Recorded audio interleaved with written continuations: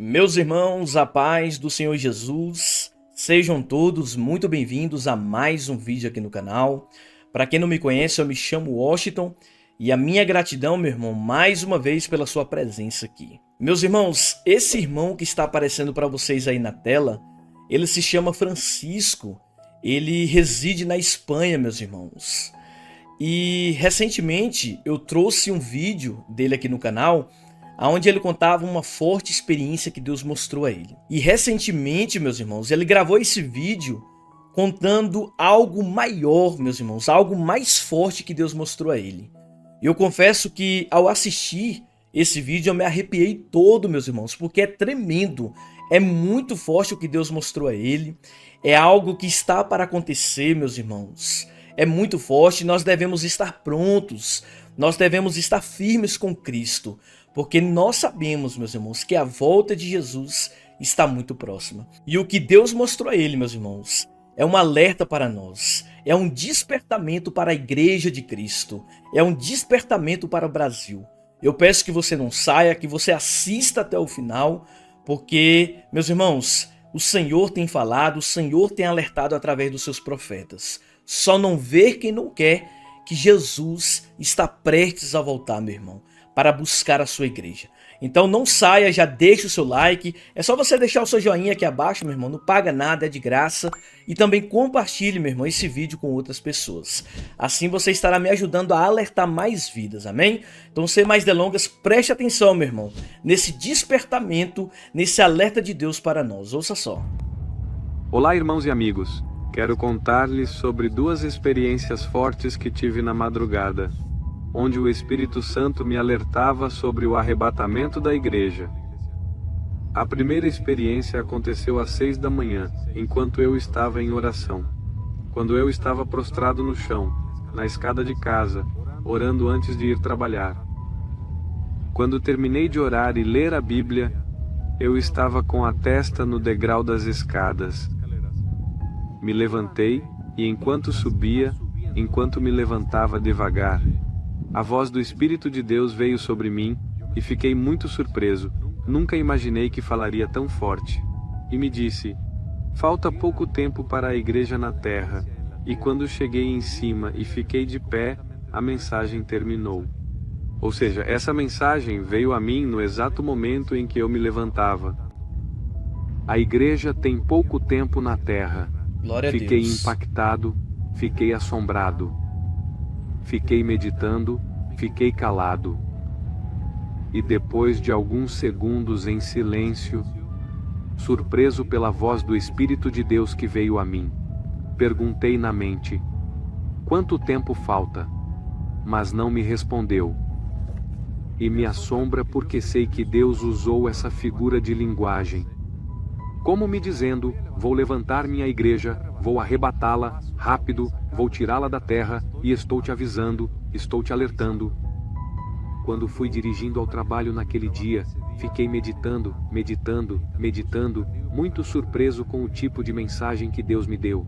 O dia todo no trabalho fiquei meditando nessa frase, e realmente foi um impacto muito forte na minha vida. E quão belos são os estilos que Deus escolhe para nos falar. Porque quando eu subia, Ele me deu a mensagem de: vou levantar minha igreja. Falta pouco tempo para a igreja na terra. A pergunta de quanto tempo Deus não respondeu. Às 7 da manhã, eu tive outro sonho, que é um dos sonhos mais poderosos que Deus me deu. Eu sonhei com um trovão mundial, como se tivessem colocado alto-falantes no céu. Ouça só, No meus meu irmãos. sonho eu senti que era uma bomba atômica, uma explosão. Era o som de um grande trovão ouvido no mundo. Eu senti que naquele momento Jesus estava voltando. Foi um trovão tão poderoso que me derrubou da cama e eu caí ao chão prostrado, tremendo da presença de Deus. Deus manifestou sua presença de uma forma colossal, de uma forma assustadora. Eu da cama ao chão comecei a tremer, porque senti o temor de Deus no trovão. Deus trovejou com voz maravilhosa e pensei que Jesus estava voltando. Uma bomba atômica. Esses eram os pensamentos que vinham à mente. Um maravilhoso trovão de Deus que eu sentia no espírito que se ouviu, te digo, em todo o mundo. Nunca vivi algo assim. E no meio do trovão, uma voz que dizia, enquanto o trovão ressoava. A voz, dentro do trovão. Algo bem estranho, maravilhoso. E a voz dizia, pressa pelas almas. Uma voz linda e maravilhosa, cheia de amor. Como de locutor de rádio. Uma voz masculina, preciosa. Amei essa voz. Uma voz encantadora. Que tinha algo espiritual naquela voz pelas almas. E a voz tinha um eco que saía. E o trovão não parava. E dentro do trovão promessa pelas almas, e eu caí no chão estremecido. Tremendo. Estremecido pelo poder da autoridade de nosso Deus, a majestade. E eu pensei, te repito, que naquele momento Jesus estava voltando. Naquele momento estava sendo sua vinda, o arrebatamento da igreja e uma guerra nuclear. E enquanto soava o trovão e a voz com o eco longo, dizia promessa pelas almas assim, promessa pelas almas. Dentro de mim dizia, primeiro alarme de arrebatamento. Eu fiquei estremecido. Fiquei prostrado no chão orando fervorosamente, na cama deitado, pedindo clemência, sentindo o poder do nosso Deus. A grandeza do seu poder, muito abalado. O que é essa promessa pelas almas? O que é esse primeiro alarme do arrebatamento? Eu, depois desse dia, durante 7 dias perguntei a Deus em oração. Primeiro alarme do arrebatamento significa que só haverá 3 alarmes, e que esta é a primeira? E eu orava, fale mais Deus, fale mais, e exatamente uma semana depois, às 2 da manhã, Deus me visitou em sonhos, e me mostrou uma visão do arrebatamento. Agora essa parte aqui, meus irmãos, é muito forte, preste atenção. Onde eu vi que a trombeta soou e um grande trovão foi ouvido. Os cristãos que andavam com Jesus, cheios do Espírito Santo, vivendo em santidade, foram arrebatados. Os cristãos que andavam com Jesus, cheios do Espírito Santo, vivendo em santidade, foram arrebatados. Eu vi os túmulos se abrirem. Vi que quando o arrebatamento da igreja aconteceu, aviões estavam caindo, houve desastres naturais, um grande e gigantesco terremoto. E ouvi demônios voando no ar sobre as cidades a 3 quilômetros de altura ou mais. Eles diziam, falavam uns com os outros, este é o nosso tempo. E vi um rosto maligno, Meu Deus. com uma risada maquiavélica e maligna, rindo e se alegrando, este é o nosso momento em que temos liberdade de ação para operar. E vi que os demônios no ar, a primeira coisa que fizeram foi descer a toda velocidade, para levar as pessoas para o mundo, os pagãos, os incrédulos. Primeira coisa que os demônios fizeram na tribulação foi influenciar o mundo, odiar os cristãos e querer assassiná-los. Vi multidões demoníacas, malignas e desordeiras indo às cozinhas das casas em busca de facas. Eles foram atrás dos cristãos que se perderam no arrebatamento e os massacraram brutalmente. Meu Deus. Eu os vi entrar em uma casa onde me parece que apenas a esposa foi levada e o marido ficou, o filho ficou, porque eles eram mornos, mundanos, carnais. E as multidões, cheias de raiva e possuídas de demônios, expulsaram esse homem e seu filho e os eliminaram na rua, e eu vi muitos dos cristãos que foram deixados para trás pelas turbas demoníacas. Por multidões demoníacas que abominavam os cristãos com ódio até a morte. Foi isso que eu vi. Depois que o arrebatamento da igreja aconteceu e a igreja foi levada embora da terra, houve uma perseguição global contra os cristãos que ficaram, para massacrá-los e matá-los. E eu vi o ódio da humanidade que entravam, quebravam portas, tiravam os cristãos e os eliminavam na rua, e isso era horrível. Deus me confirmou com esse sonho uma semana depois, que sim se referia ao arrebatamento da igreja. Meus irmãos, então eu dou testemunho às nações, este servo inútil recebeu revelação do Espírito de Deus, onde ele dizia que resta pouco tempo à igreja na terra. E recentemente ele repetiu com a frase promessa pelas almas e agora dizendo o primeiro alarme de arrebatamento. E conforme nos aproximamos do fim, os sinais do meu Deus a este servo inútil vão se intensificando e em força. Meus irmãos, não sei quanto tempo nos resta, meus irmãos, mas prossigam para o arrependimento. Verdade. Prossigam para a conversão a Jesus Cristo. Busquem ser cheios do Espírito Santo, busquem o batismo do Espírito Santo e do fogo. Tenham sua lâmpada acesa, vivam em santidade, em consagração, preguem a consagração, pregue o Evangelho, guarde a palavra da paciência de Deus, que é o Evangelho de Jesus Cristo. Arrependam-se de adultério, fornicação, pornografia, linguagem grosseira, álcool, roupas imorais, que provocam a luxúria e a lascívia. Palavrões, mentiras, idolatria, afastar-se do pecado. Busquem a face de Deus intensamente, não parem de orar, não parem de ler a Bíblia, é uma realidade, Jesus está voltando. Estejam prontos para esse grande dia, nós sabemos que nos resta pouco tempo. Este alarme profético que, ao meu Deus, agradou dar-me para anunciá-lo às nações. Meus irmãos, é realidade. Jesus vai tirar sua igreja da terra em breve. Esteja preparado ou não. Se você está pronto, se é entendido, no tipo de vida que o Pai Celestial quer que vivamos, entrará nas bodas do Cordeiro, entrará no reino de Cristo, entrará no reino dos céus por arrebatamento. Se andar com Deus como Enoque, será transposto para não ver morte.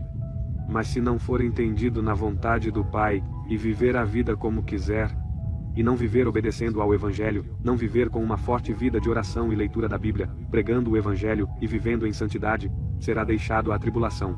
Eles vão te massacrar. Isso é o que vai acontecer. Vão te massacrar. Eu os vi fugindo para as florestas para salvar suas vidas do anticristo e seus exércitos, e das turbas enfurecidas de eliminações de cristãos nas ruas, porretes, bastões. Eu os vi com meus olhos. Eu vi cenas da tribulação. Verdade digo em Cristo e não minto.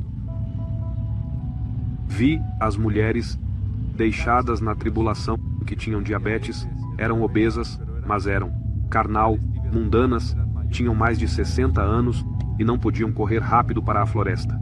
Não sabiam sobreviver na floresta e foram os primeiros a serem pegos e mortos, os que eram lentos para chegar, a se esconder nas florestas das turbas e do anticristo. Meus irmãos, eu dou testemunho desta grande visão que Deus me deu. Viva dignamente. Glória ao Senhor. Glória a Deus. Muito forte, meus irmãos. O que Deus mostrou para esse irmão é tremendo. É um despertamento para nós nessa última hora. Meus irmãos, será muito triste para aqueles que ficarem naquele grande dia. Porque após a igreja ser arrebatada, nós sabemos que reinará o governo do anticristo. E ai daqueles que ficarem aqui, meus irmãos. Vocês viram aí o que Deus mostrou para ele? É muito triste, meus irmãos. Então, vale a pena a gente renunciar ao mundo, a gente renunciar às coisas desse mundo, o pecado, aquilo que nos afasta do Senhor, aquilo que tira a nossa salvação, para que quando chegar aquele grande dia, meus irmãos, nós possamos subir juntamente com Cristo, porque Jesus está voltando.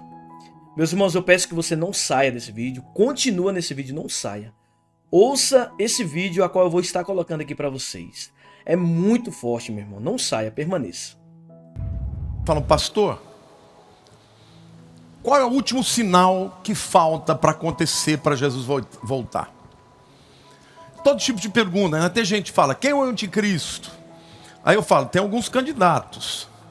Aí a pessoa fica me cutucando, né? E esse? Eu falo, pode ser. E esse? Pode ser.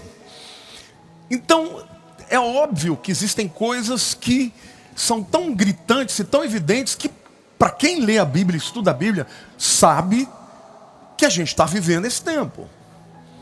Mas, eu queria dizer uma coisa para você. Deus tem um relógio. E esse relógio, gente, na minha opinião, já está no último minuto, na última volta da história dos homens aqui antes do arrebatamento. E esse relógio, eu preciso te ensinar a compreender quem de fato está determinando o momento de Jesus voltar. O relógio de Deus na terra se chama Israel. Por que eu estou dizendo isso? Porque todo o Apocalipse, ele nasce da revelação que o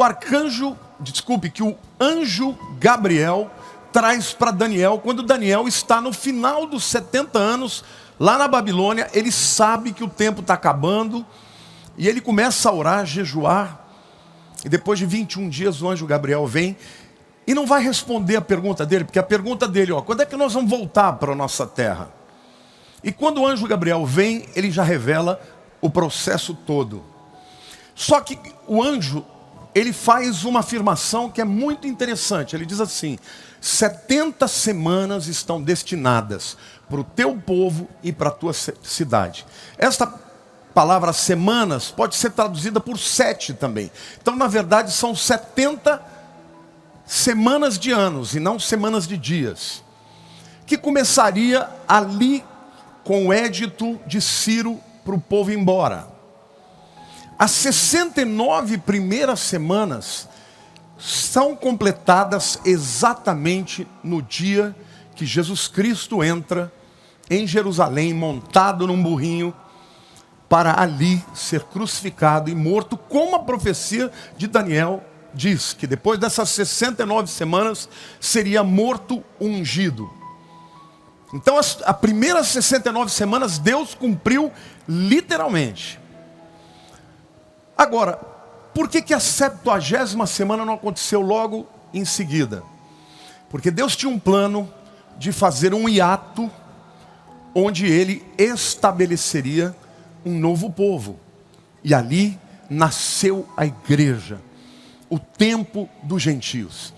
E a palavra de Deus diz que enquanto não se completar o período dos gentios, a plenitude dos gentios, quando o último gentio se converter, aí Jesus de fato virá.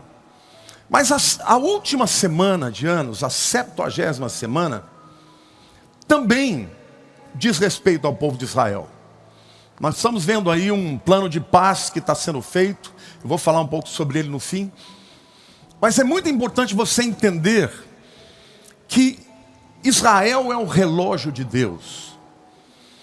Até os teólogos do século XX, antes do ano de 1948, quando alguém falava que Israel ia voltar para a sua terra, eles literalmente davam risada na cara e diziam: de jeito nenhum.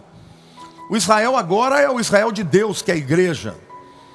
O povo de Israel perdeu a oportunidade, mas a Bíblia diz lá em Romanos, capítulos 9 a 11, que Deus vai voltar a tratar com o povo de Israel.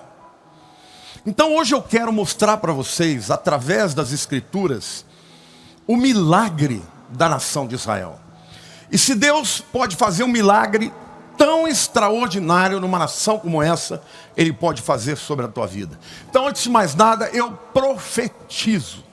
Eu declaro que, se você crê, não importa qual seja a situação que você esteja vivendo, Deus vai fazer um milagre, porque o nosso Deus é um Deus de milagre. Amém? Se você crê, se expressa aí.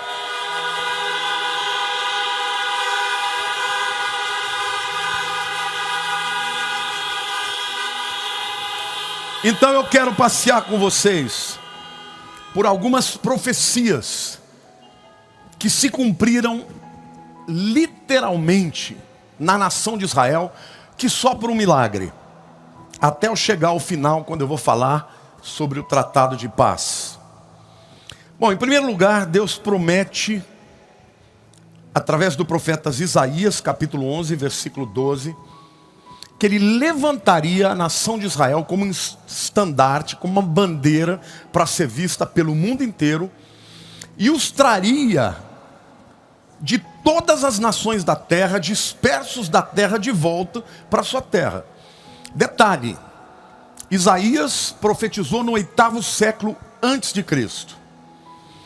O exílio para todas as nações não foi o babilônico, foi lá no ano 70, quando o general Tito entra em Jerusalém, destrói o templo e o povo é levado para as nações e foge para as nações, e por quase 2000 anos eles ficam espalhados pelas nações.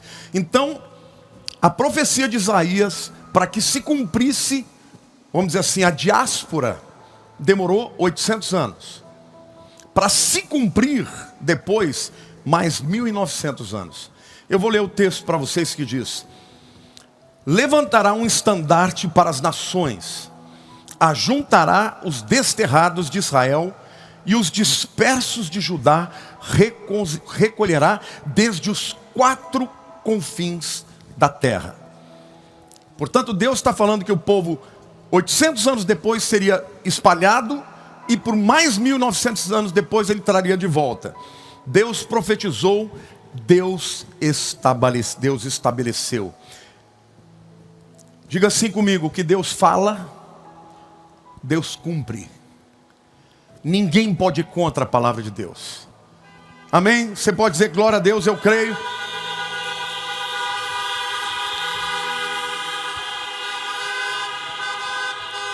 Mas como que se deu esse processo da volta? Olha que interessante. No final da Segunda Guerra, um terço da população de judeus havia sido morta. 6 milhões de judeus. Os filmes da época, as fotografias nos jornais mostravam valas cheias de ossos dos judeus. O mundo ficou assombrado com a maldade de Hitler. Em 1947, no dia 29 de novembro, a ONU então decide dar um pedaço de terra para Israel, na chamada Palestina da época. Votou a resolução, foi aprovada, mas a Liga das Nações Árabes disseram: não concordamos, não vamos aceitar. E desde novembro, 27 de novembro de 1947, até o dia 14 de maio de 48, ninguém fez nada. Então Davi Ben-Gurion, um líder, juntou uma meia dúzia de gato pingado, devia ter ali umas 200 pessoas, e ele, numa transmissão pelo rádio, ele declarou a independência de Israel num só dia. Mas será que isso foi por acaso? Vejam o que diz Isaías, o mesmo Isaías, no capítulo 66, de versos 7 a 9. Antes que estivesse de parto, deu à luz. Antes que lhe vivessem as dores, nasceu-lhe um menino. Quem jamais ouviu tal coisa? Quem viu coisa semelhante? Pode acaso nascer uma terra num só dia? Ou nasce uma nação de uma só vez? Pois Sião, antes que lhe vissem as dores, deu à luz seus filhos. Acaso farei eu abrir a madre e não farei nascer? Diz o Senhor. Acaso eu que faço nascer, fecharei a madre? Diz o teu Deus. Isaías está dizendo que seria tão espantoso, que seria como uma mulher grávida que não teve tempo, de ter a gestação e de repente ter um filho. Fala que seria tão rápido, que era como se não tivesse as dores de parto e já nascesse. E a Bíblia diz que Israel nasceria num só dia. Acaso é possível isso? Eu pergunto para vocês. É, se Deus quiser. Quem comanda o universo é Deus. Os homens engendram planos, os homens se levantam, mas quando Deus diz, agora chegou a hora, a bênção vem. Glória a Deus, se expressa aí, em nome de Jesus.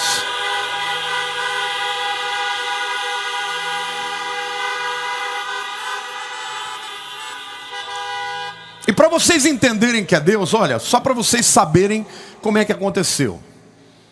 Aquele enorme bando de refugiados, de pessoas paupérrimas, magras, famintas, que não sabiam pegar em arma, assumiram um pedaço de terra. No dia 14 de maio foi declarada a independência, um pouquinho antes do mandato da Inglaterra terminar. No dia seguinte, as nações árabes armadas começaram a chamada Guerra da Independência. Em menos de um ano, o povo de Israel, aquele pouquinho de gente, sem armas, sem preparo para guerrear, começaram a fazer fábricas de armas e se defenderam em um ano. Além deles não perderem, eles ampliaram o território e venceram a guerra. Como pode ser possível? Diga assim: milagre. E eu quero declarar para você que quando você entra numa guerra, e entra numa guerra que Deus está com você, você não está sozinho, porque o anjo do Senhor acampa ao redor daqueles que o temem e os livra. Deus lutou por Israel, e Israel venceu a batalha.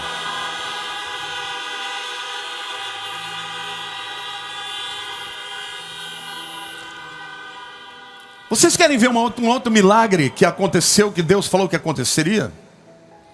Eu vou ler para vocês lá em Sofonias 3:9. Então darei um idioma puro aos povos, para que todos invoquem o nome do Senhor e o sirvam de comum acordo. Os rabinos, lendo esta palavra profética, disseram: ainda que seja impossível para os homens reviver um idioma morto há 2000 anos, nós vamos fazer acontecer, porque Deus assim prometeu. E hoje, meu querido, o hebraico é uma língua que só é falada em Israel, e é o único idioma que já estava morto e que voltou a ser vivo. Hoje, quando você vai a Israel, o hebraico que você ouve eles falarem lá, e eu falo hebraico, eu compreendo hebraico, é o hebraico que Isaías, que Jeremias falavam, é o hebraico que Davi falava, porque Deus assim prometeu. E se Deus prometeu, Ele faz cumprir. Glorifique a Deus e se expresse.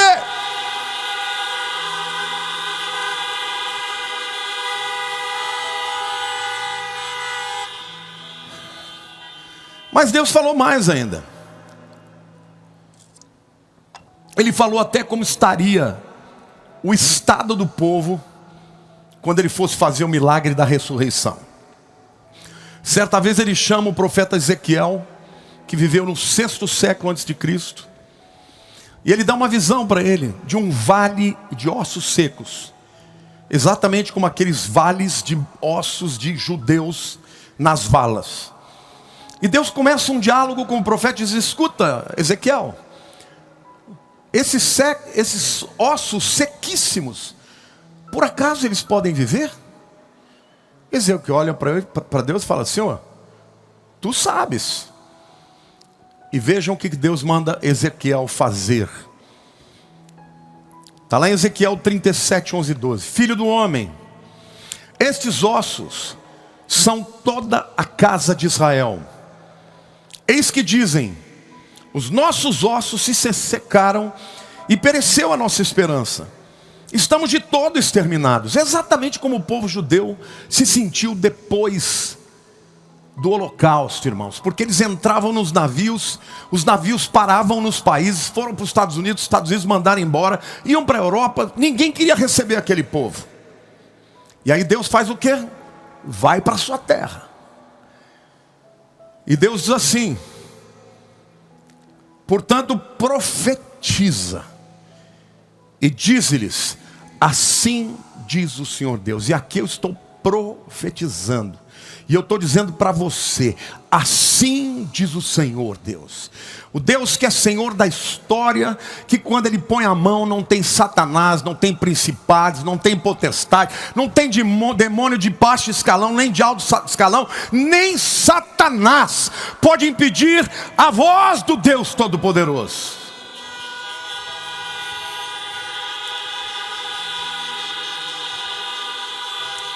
E Deus manda um profeta dizer, e eu estou dizendo para você que está me ouvindo aí: Esse é o tempo que Deus está levantando profetas. Então, ao invés de você ficar falando baboseira, ficar chamando, ai, como eu não sei fazer, como eu não sou capaz, ai, como está dura a vida, começa a profetizar que o vale de ossos secos vai se levantar na tua vida, porque Deus é capaz de fazer isso, e Ele quer fazer isso na igreja.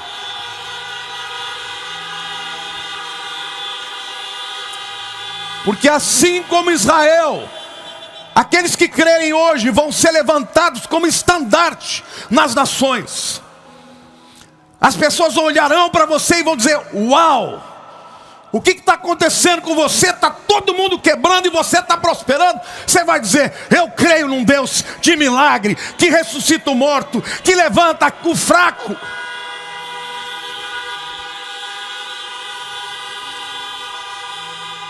Mas Deus fala para a nação de Israel: eis que eu abrirei a vossa sepultura, e vos farei sair dela, ó povo meu, e vos trarei a terra de Israel.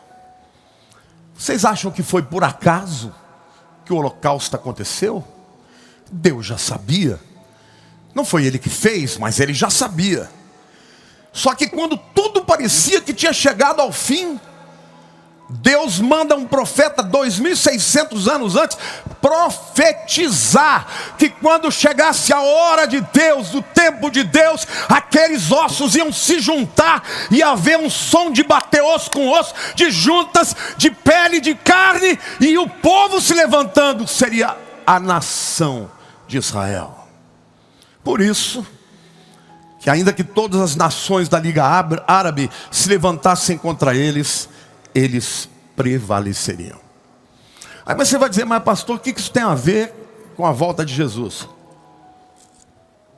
Porque no mesmo capítulo que Deus está dizendo que Ele ia tirar o povo do monturo, dos ossos secos, ia tornar eles de novo um povo, uma nação, no mesmo capítulo, seguindo a leitura, Deus fala: o meu servo Davi reinará sobre eles. Ezequiel viveu pelo menos 400 anos depois de Davi. Não é Davi que vai reinar, não. Ali, quando ele está falando isso, ele está falando do descendente de Davi, que é Jesus. Todos eles terão um só pastor. Diga: Jesus. Vocês estão me vendo aí ao redor do mundo, diga: Jesus é o meu pastor. Andarão nos meus juízos, guardarão os meus estatutos e os observarão. Habitarão na terra que dei ao meu servo Jacó, no qual vossos pais habitarão nela, eles e seus filhos, e os filhos de seus filhos, para sempre. Deixa eu dizer uma coisa para você: podem tentar tirar Israel de lá, mas ninguém vai conseguir, porque Deus falou: depois que eu os trouxer das nações, ninguém os tirará de lá, nunca mais.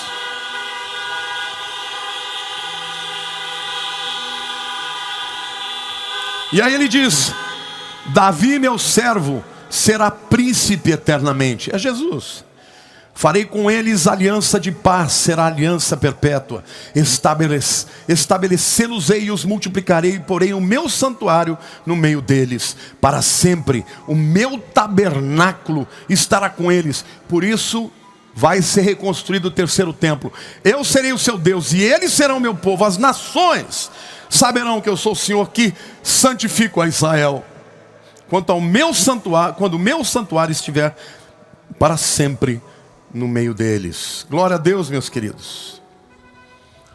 Mas Deus diz também que quando o povo de Israel entrasse lá, Ele iria fazer daquela nação uma nação próspera, a despeito de todas as tentativas dos inimigos de destruí-los. Olha o que diz Isaías 27:6. Dias virão em que Jacó lançará raízes, florescerá e brotará a Israel, e encherão de fruto o mundo. Isaías está dizendo que quando eles fincassem raízes, o povo judeu de volta na sua terra ia produzir fruto para o mundo inteiro. Para vocês saberem, hoje em Israel tem aproximadamente 4.000 fazendeiros que produzem 700.000 toneladas de frutos anualmente.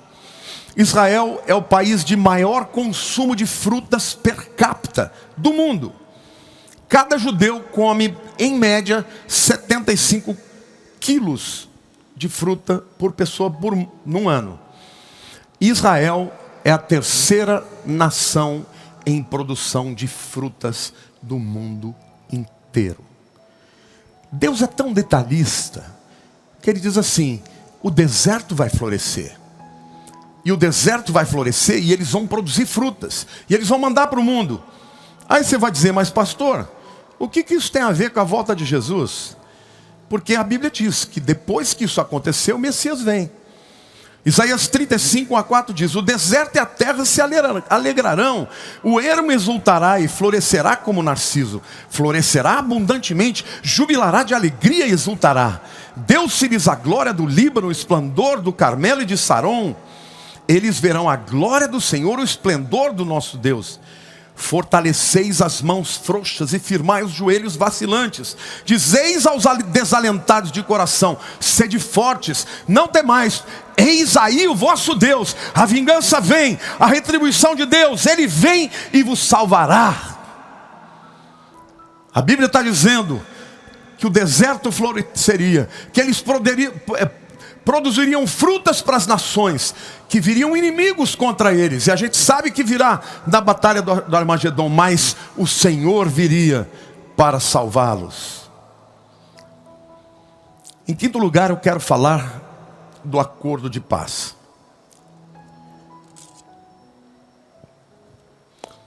Quantos de vocês aí estão sabendo que recentemente houve um acordo de paz de Israel com os Emirados Árabes? Deu uma buzinada aí e uma...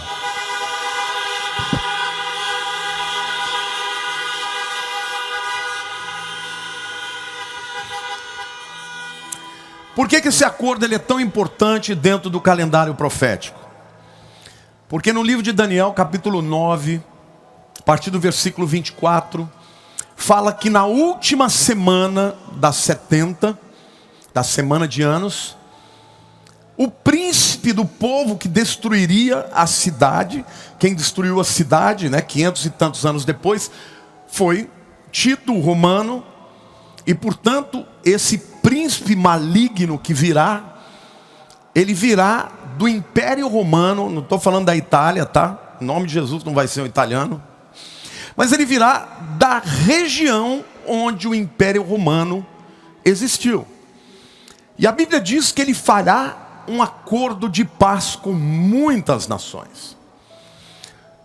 E ali então, quando começar esse acordo de paz de 7 anos, ele vai dizer que ele é o Messias, que ele é o Salvador do mundo e que o mundo vai estar em paz.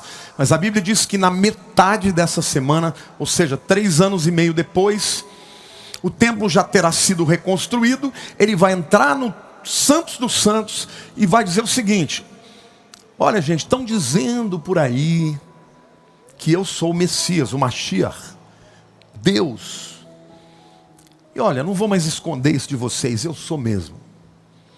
Só que tem um detalhe: o povo judeu que até então vai estar numa aliança com ele, vão dizer: pera lá, você não é sumo sacerdote, você está profanando aí dentro. A Bíblia chama esse ato de injúria de o abominável da desolação. E compara aquilo que aconteceu com o sírio Antíoco Epifânio, que entrou em Jerusalém, botou uma estátua de Zeus no Santo dos Santos e sacrificou um porco, que é um animal imundo para os judeus. Ali começou a chamada revolta dos macabeus. E Jesus, quando cita isso, ele diz que é o abominável da desolação. Então ele olha para o passado, para aquilo que aconteceu 100 e poucos anos antes dele vir, e diz: olha, isso aí vai acontecer de novo. E quando acontecer, este anticristo vai se levantar com uma fúria terrível contra o povo de Israel. E ele então vai perseguir Israel por 3 anos e meio. E vai matar muita gente. E quando, além dele, dos seus exércitos, os exércitos de outros inimigos estiverem cercando Jerusalém, vai aparecer um sinal no céu. E a Bíblia diz que vai haver um choro em Jerusalém. E as pessoas chorarão como choram pelo seu primogênito. Por quê? Porque eles vão ver um sinal nas mãos. E o povo judeu vai dizer: mas que é isso? Que são sinais nas suas mãos? E ele vai dizer do céu: estas são as feridas com que eu fui ferido na casa dos meus amigos. E naquela hora, meu querido, o povo de Israel vai clamar: ah, Mashiach, Mashiach, Mashiach, Messias, oh, aleluia! E nessa hora, meu querido, Jesus aparece montado num cavalo branco, com vestes salpicadas de sangue, escrito na sua coxa: Rei dos reis, Senhor dos senhores. E com a palavra da sua boca ele destrói o anticristo, o falso profeta, a besta e todos aqueles que se levantaram contra Israel. Mas tudo isso começa com um acordo de paz. Então muita gente me pergunta, fala: quando é que vai ser a grande tribulação? Eu falo: gente, não dá para saber quem é o anticristo. Pode ser aquele, pode ser aquele. Vocês conhecem os candidatos. Mas vai ser aquele que assinar o acordo. Mas pastor, pera lá, já tem um acordo assinado. Mas esse acordo, irmãos, ele não fala de 7 anos. Esse acordo não fala de Israel podendo construir o terceiro templo. Então está faltando coisa, mas já está no caminho. Este acordo fala, por exemplo, que Israel vai ter que entregar algumas áreas, né, que são chamadas de territórios ocupados, parte deles na Samaria, parte na Judéia, a região da Cisjordânia, que foi tomada por Israel na Guerra dos 6 Dias em 67. O Bibi Netanyahu falou: nunca vou entregar, até que agora ele já está abrindo a possibilidade de entregar partes desses territórios. Agora, detalhe: a Bíblia diz que esse acordo seria um acordo de muitas nações. Quantos de vocês viram agora, recentemente, essa semana, que o acordo já está ampliando e entraram 2 nações que para nós aqui, ocidentais, não representam nada: a Sérvia e Kosovo. Quantos aqui ouviram falar dessa notícia? Dá uma buzinada aí.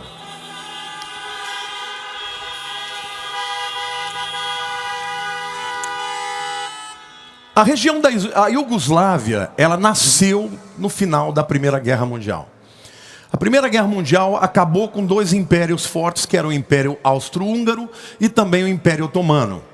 E ali nasceu, vamos dizer assim, na geopolítica, a nova configuração das nações e dos países.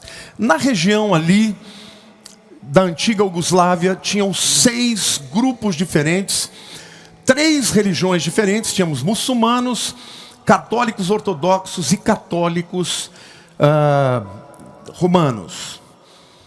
Bom, em 91, os eslavos brigaram e conseguiram sua independência. De 92 a 95, os croatas e também a Bósnia, embora a Bósnia tenha tido uma guerra sangrenta, a ponto da ONU ter que entrar, porque senão ia ter um genocídio ali. Gradativamente foram saindo os grupos étnicos, e quem mais perdeu com isso foram os sérvios, porque eles eram maioria. Detalhe: em 99, Kosovo quis se separar também. Só que o grande problema de Kosovo é que Kosovo tinha tanto pessoas da etnia sérvia e, portanto, cristãos ortodoxos, apoiados pela Rússia, quanto etnia albanesa de pessoas muçulmanas. Houve guerra, o próprio o NATO, né, que é a OTAN, eles entraram, intervieram, porque a área de Kosovo é uma área muito mais fraca, o povo não tinha como enfrentar os sérvios. Mas a Sérvia nunca aceitou, e disse: não aceito, não vai ter paz. Detalhe: Kosovo é composta por muçulmanos, e aos olhos de todo mundo muçulmano, o que está acontecendo lá é uma atrocidade. E de repente, o governo dos Estados Unidos anuncia que ele está conseguindo trazer para o acordo de paz a Sérvia e Kosovo. Uau! Ambos vão ter embaixada e eles vão ter ali algum tipo de acomodação e vai ficar tudo em paz. Sabe o que veio com isso? Junto de Kosovo estão vindo mais 22 nações muçulmanas. Uau! Eu imaginei que fosse demorar mais tempo. Esta semana eu já estou ouvindo que Arábia Saudita, Bahrein, estão entrando também junto com o Sudão. Queridos, aperto o cinto. Está chegando a hora. O acordo de paz está se alinhavando. Aquilo que parecia impossível. Aquilo que parecia impossível, nós estamos enxergando com os nossos olhos. Nós vamos ver a assinatura do tratado? Talvez sim, talvez não. Mas a gente está ouvindo as televisões dizendo. Queridos, vocês já imaginaram se amanhã a CNN, a Globo, a Record, o SBT falam assim: tratado de paz entre Israel e nações árabes terá a duração de 7 anos. Dobra o joelho, confessa até o pecado que você não fez. Porque Jesus está voltando, amém? Glória a Deus, igreja!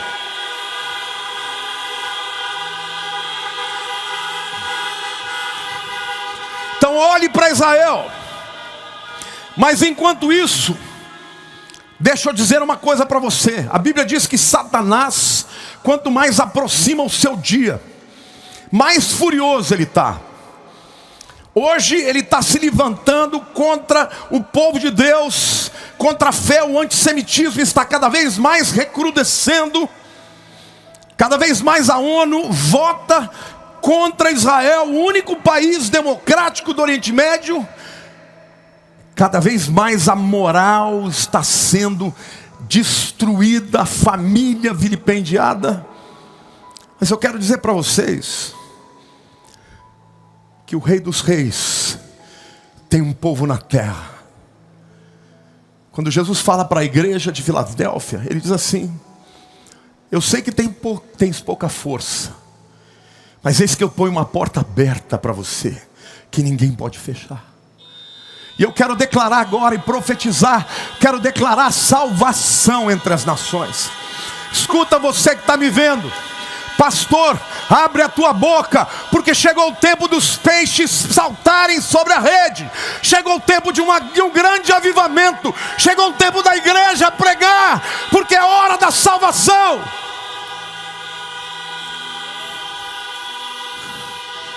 O apóstolo Tiago diz que o lavrador espera o precioso fruto, aguardando as primeiras chuvas e as últimas. As primeiras chuvas foram as chuvas do avivamento da igreja primitiva. Mas o lavrador que vai colher os frutos é o Senhor. Ele vai mandar a chuva dos últimos dias. Então eu quero profetizar sobre a tua vida, querido. Pregue a palavra, porque aquela pessoa que você fala, esse não tem jeito, tem jeito. Satanás vai ser envergonhado, vai ser saqueado. Nós vamos saquear o inferno. Nós vamos saquear o inferno para a glória de Deus, amém, igreja? Glória a Deus!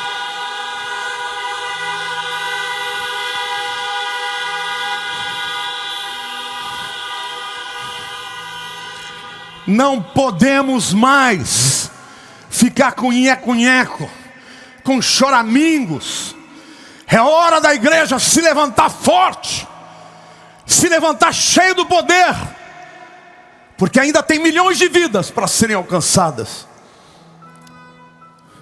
Apocalipse capítulo 12, versículo 11, fala de um povo que não subiu, ou porque não estavam preparados, ou porque se converteram na grande tribulação. Mas eles vão enfrentar o poder do anticristo e vão vencê-lo. E eu vou mostrar para vocês com que armas eles vão vencer. Apocalipse capítulo 12, versículo 1 diz assim: eles, pois, o venceram por causa do sangue do Cordeiro e por causa da palavra do testemunho que deram, e mesmo em face da morte, não amaram a própria vida. Repita comigo: o sangue do Cordeiro é a cruz. Repita comigo: a palavra do testemunho é eu não me calarei. Então, igreja, o grande avivamento que virá, e nesse momento eu sei que eu estou falando para países de todo mundo, eu quero declarar que a igreja vai entrar na Europa e vai trazer avivamento onde já morreu. Que a igreja vai entrar na América do Norte, do Sul, e vai trazer o avivamento. Que a igreja vai invadir a África e o avivamento virá. Que a igreja vai para a Oceania, que a igreja vai para a Ásia, e o nome de Jesus será glorificado. Você vai vencer a tua guerra, meu irmão. Para de chorar, mingar. Você pode vencer ainda pelo sangue de Jesus. Não é na minha capacidade, não é na tua capacidade, não é do nome de ninguém, não é o nome de uma igreja, é o nome de Jesus. É o sangue de Jesus. Então eu quero que você declare comigo agora. Diga assim: eu vencerei pelo sangue do Cordeiro e pela palavra do testemunho. Igreja, nós podemos não ter o poder humano, o dinheiro dos bilionários não está com a igreja, mas eu quero te dizer, antes que esse avivamento venha, Deus vai fazer um reboliço, vai fazer um espanto.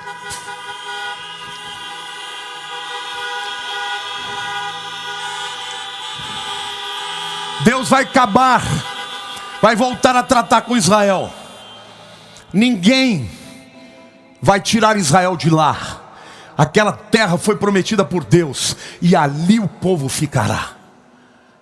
Mas enquanto Israel não estiver sozinho, ele precisa ter na igreja o seu aliado. Querido, quando alguém se levantar falando contra o povo de Deus, o povo de Israel, assuma lado. Porque Deus prometeu a Abraão: abençoarei aqueles que te abençoarem, e amaldiçoarei aqueles que te amaldiçoarem. Amém? Glória a Deus, dê um glória a Deus aí.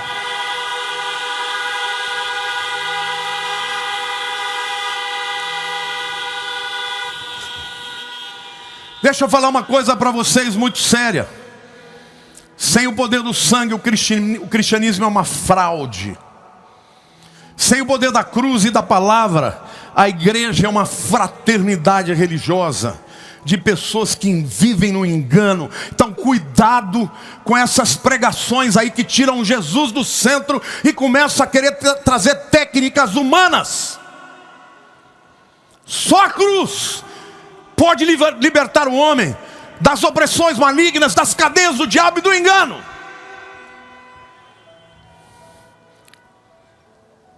Sem a cruz e sem a pregação, a igreja é vã e a nossa adoração é uma farsa. Teríamos rituais sem justificação, cerimonialismo ao invés de conversão. Se a igreja não tiver salvação para oferecer, não tem mais nada. Mas deixa eu dizer uma coisa para vocês e para o mundo inteiro. Deus retardou 2000 anos. E não é para pessoas como alguns pregadores que dizem: desde que Jesus morreu e ressuscitou, todo mundo diz que ele vem nessa geração. Se Deus retardou, não é porque ele não é poderoso para cumprir, é porque ele tem misericórdia e quer salvar muita gente ainda. Mas ele virá. Diga assim: ele virá. E eu quero ouvir um maranata, que significa hora vem Jesus. Diga maranata, buzina aí. Eu quero ver você se expressando.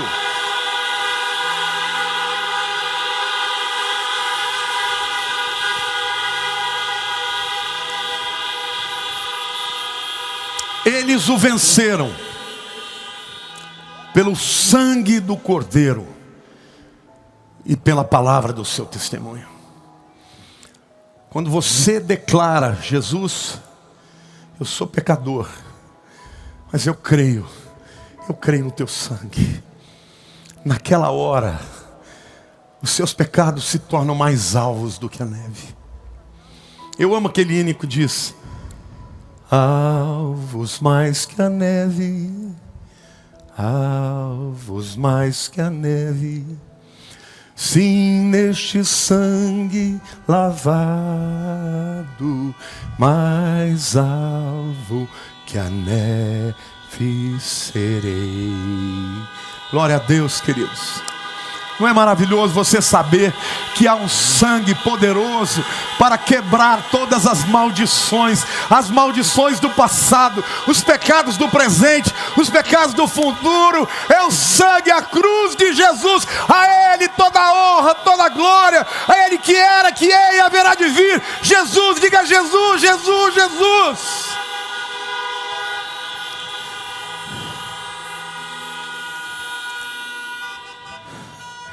Igreja, Ele é o mesmo ontem, hoje e sempre.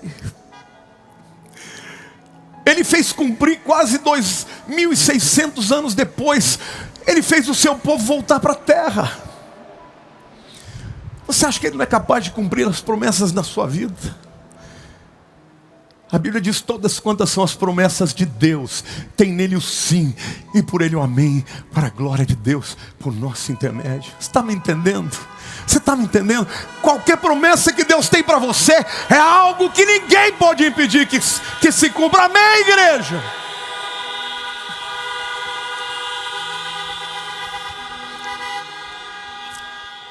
Portanto, fiquem de olho nesse acordo. Ele está evoluindo rápido. Em Israel existe um rabino muito importante, talvez o mais importante. Daqui, dia 18 de setembro, daqui a 9 dias, nós temos o Rosh Hashanah. É o ano novo. E eu creio, não sei o ano, nem o dia, mas pelas festas judaicas eu creio que Jesus volta nesta festa. Quem sabe, daqui 9 dias, esse povo não vai mais estar aqui, mas essa palavra vai estar.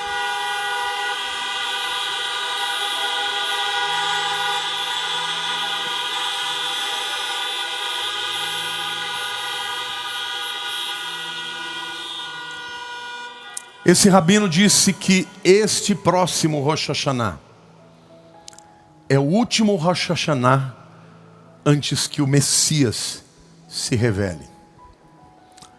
Mas nós sabemos que primeiro eles vão crer no falso Messias, neste que propuser o acordo de paz.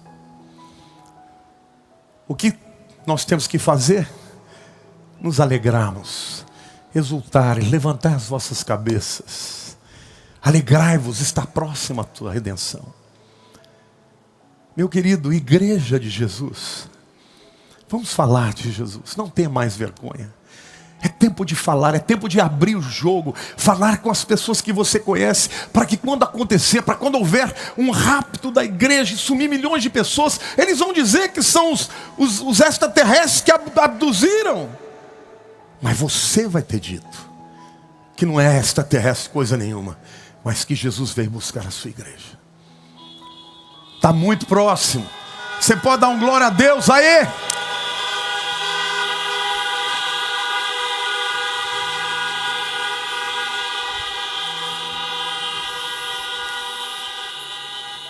Mas nesse momento eu quero orar por salvação. E a Bíblia diz que muito pode na sua eficácia a oração dos justos. Eu quero pedir que você ore comigo. E você vai pensar naquela pessoa que precisa se converter, mas que é muito refratária. E enquanto eu estiver orando, você vai pensar no nome dela. Senhor, nesse momento eu oro por salvação. por salvação na vida de todos que estão me ouvindo, Senhor. Aqueles que ainda não se renderam, aqueles que estão em cima do muro, Senhor. Aqueles que até já levantaram a mão, mas que na verdade tem mais dúvida do que certeza. Pai, a tua palavra diz que ninguém diz que Jesus é Senhor se não for pelo teu Espírito.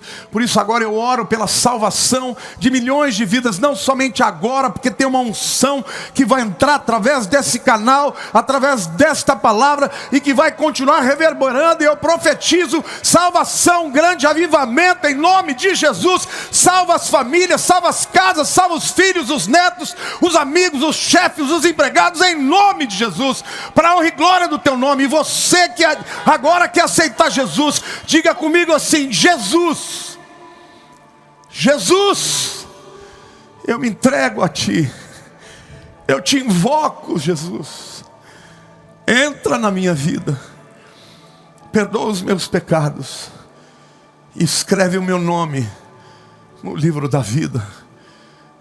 Eu declaro agora perante os anjos e os demônios que o Senhor é o meu Senhor e meu único Salvador.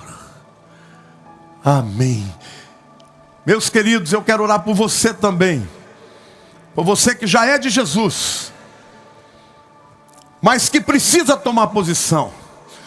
Você que está fraco na fé, que está abalado, e agora o Senhor me diz que vai fluir uma unção poderosa para te levantar, para te avivar. Senhor, eu repreendo espírito de morte, de suicídio, espírito de depressão, espírito de imoralidade, eu repreendo. Eu profetizo agora o poder do sangue do Cordeiro, e do testemunho. Levanta a tua igreja, derrama, Espírito Santo, este grande avivamento